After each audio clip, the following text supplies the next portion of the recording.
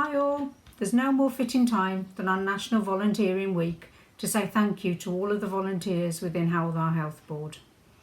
Volunteers are an integral part of our service, and it's hard to think that only 7 months ago we celebrated the 10th anniversary of volunteering within Howth. When I met most of you in Bromwith Hall in October last year, I was truly humbled by what I heard in terms of what you do to support our patients. It's important at this moment in time to recognise that some of our long-standing volunteers can't be with us, and we look forward to welcoming you back to the organisation soon.